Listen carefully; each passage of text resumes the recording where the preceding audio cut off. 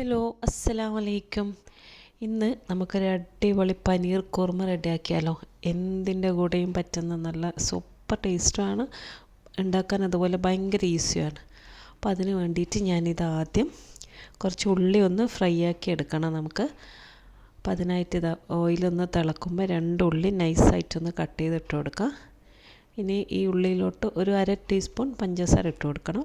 അതിങ്ങനെ കുറച്ചൊന്ന് ക്രിസ്പി ആയിട്ട് വരാൻ വേണ്ടിയിട്ട് കുറച്ച് മതി. ഇനി അതും ഇട്ടിട്ട് നല്ല ഹൈ ഫ്ലെയിമിൽ വെച്ചിട്ട് നമുക്ക് ഈ ഉള്ളി ഒന്ന് ഫ്രൈ ആക്കി എടുക്കാം.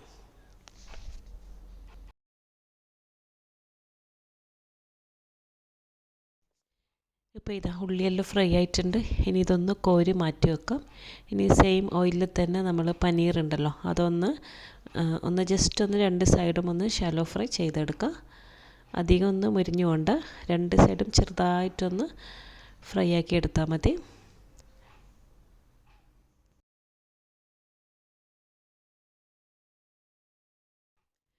പനീറും ഇതാ ഇവിടെ റെഡി ആയിട്ടുണ്ട്, അതും ഫ്രൈ ആയിട്ടുണ്ട്. ഇനി നമുക്കിതും കോരി മാറ്റി വെക്കാം.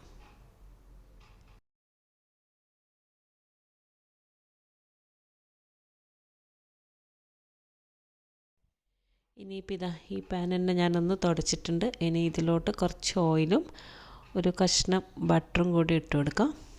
എന്നിട്ട് അതൊന്ന് മെൽട്ടായിട്ട് വന്നു കഴിഞ്ഞാൽ ഒരു 1/2 ടീസ്പൂൺ ക്യൂമിൻ സീഡ്, ചെറിയ ജീരകം ഉണ്ടല്ലോ, അതും പിന്നെ ഒരു 2 ഏലക്കായ്, 2 ഗ്രാമ്പു, ഒരു കഷ്ണം പട്ട, ഇതും കൂടി ഇട്ടിട്ടൊന്ന് പൊട്ടിക്കാം.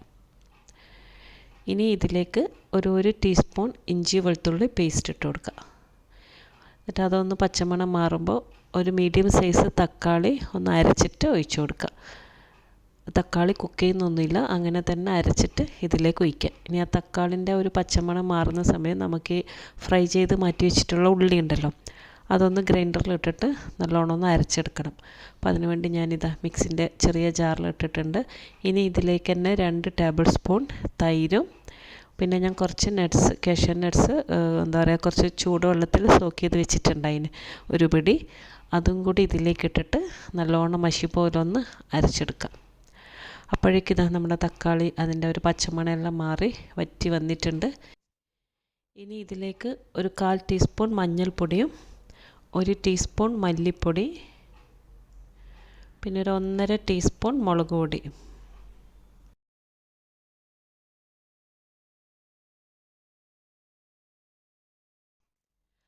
ആവശ്യത്തിനുള്ള ഉപ്പും കൂടി ഇട്ടിട്ട് ഈ പൊടിൻ്റെ എല്ലാം പച്ചമണം മാറുന്നവരെ നല്ലോണം ഒന്ന് വഴറ്റി കൊടുക്കുക.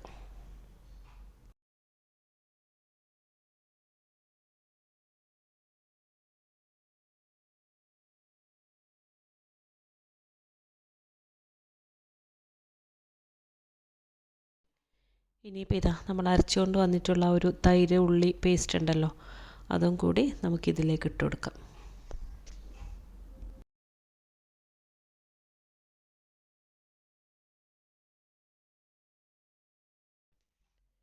എന്നിട്ട് ആ മിക്സിൻ്റെ ജാറിൽ തന്നെ കുറച്ച് ചൂടുവെള്ളം കൂടി ഒന്നൊഴിച്ച് മിക്സാക്കി അത് നമുക്കിതിലേക്ക് ഒഴിച്ചു കൊടുക്കാം. എന്നിട്ട് എല്ലാം കൂടി നല്ലോണം ഒന്ന് ഇളക്കി മിക്സ് ചെയ്യാം.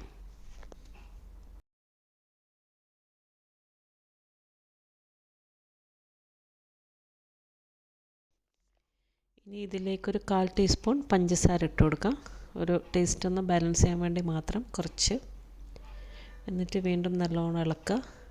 ഇനി ഒന്ന് തിളച്ച് വരുന്ന സമയത്ത് നമ്മൾ ഫ്രൈ ചെയ്ത് മാറ്റി വെച്ചിട്ടുള്ള പനീർ ഉണ്ടല്ലോ, അതും ഇട്ട് കൊടുക്കാം.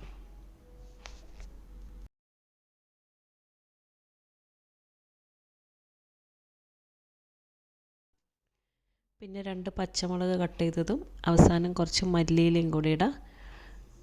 എന്നിട്ടെല്ലാം ഒന്ന് ഇളക്കി 2 മിനിറ്റ് ഒന്ന് ചെറിയ തീയിൽ വെച്ചതിന് ശേഷം ഒന്ന് അടച്ചു വെക്കാം. ഇനിയിപ്പോൾ ഇതാ നമ്മുടെ പനീർ കുറുമ റെഡി ആയിട്ടുണ്ട്. ഇനി ഫ്ലെയിമെല്ലാം ഓഫ് ചെയ്ത് നമുക്കൊരു പ്ലേറ്റിലോട്ട് മാറ്റാം.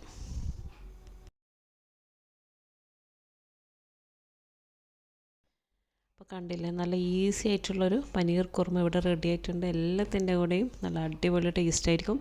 അപ്പോൾ എന്തായാലും ഇത് നിങ്ങളൊന്ന് ഉണ്ടാക്കി നോക്കണം.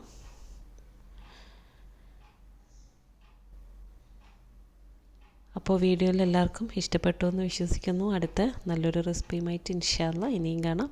അസ്സലാമു അലൈക്കും, ബൈ.